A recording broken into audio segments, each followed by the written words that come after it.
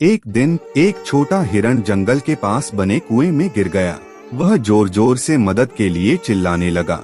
पास के पेड़ पर बैठा बंदर यह देख रहा था। वह घबराया नहीं, बल्कि तुरंत एक ऊंचे पेड़ पर चढ़कर जंगल के रेस्क्यू टीम को फोन किया। कुछ ही मिनटों में बचाव दल आ पहुंचा।